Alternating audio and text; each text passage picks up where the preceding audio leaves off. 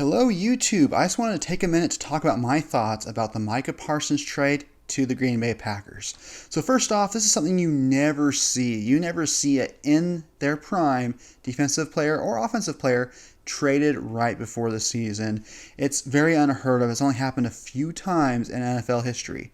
And to my amazement, it happened this year of Micah Parsons, who's been one of the best players in the league. So let's kind of go over his stats a little bit and kind of talk about what he's accomplished so far in his time in the league. So since being drafted in the 2021 NFL Draft, he was the rookie defensive player of the year for the 2021 season, first team All-Pro in 2021 and 2022, second team All-Pro in 2023, the AP Defensive Player of the Year in 2021. He is a four-time Pro Bowler from 2021 to 2024, and additionally has been a three-time Defensive Player of the Year finalist. So that kind of player is someone you don't trade. But there has been situations in the past where these kinds of defensive players have been traded, aka Khalil Mack. So let's talk about him real quick. So in 2018, Khalil Mack was traded for 2 first-round draft picks, 1 third, and 1 sixth-round draft pick.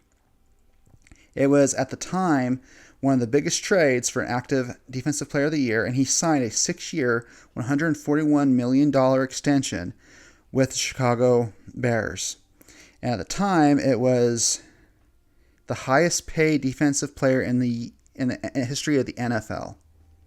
So let's try and talk about Micah Parsons' trade and what the Cowboys got from the Green Bay Packers. They got 2 first-round draft picks and Pro Bowler Kenny Clark. So ultimately, I don't feel like that's fair compensation for a Defensive Player of the Year candidate for just a simple Pro Bowler who's almost 30 years old, and Kenny Clark. So you don't make that kind of trade. So who's ultimately to blame? I blame Jerry Jones for this draft debacle.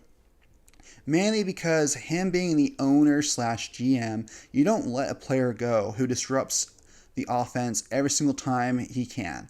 A defensive player who you constantly have to watch out for. Someone who tries to get to the quarterback on almost every single play and disrupts almost every single play that he can. Regardless of your thoughts about his injury history or what he could potentially be, you keep that kind of player on your team. You make him a cornerstone of your defense.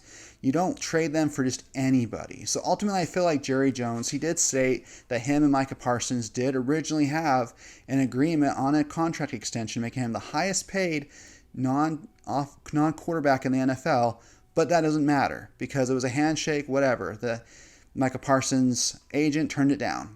You don't make that kind of decision where you let someone like that walk. It doesn't matter what happens behind the scene. I'm sure there's a lot that we're not being told, but you do not let a player go who's like that. You don't let a potential defensive phenomenon go for any reason. So I ultimately blame Jerry Jones for this. I know he's constantly looking for highlights. He's constantly looking for attention to his team, but this is not the kind of attention you want.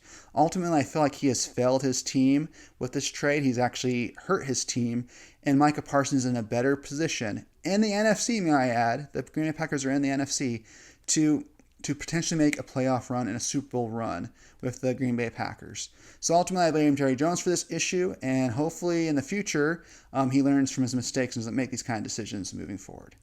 All right, YouTube, thank you so much for watching, and I'll catch you on the next one.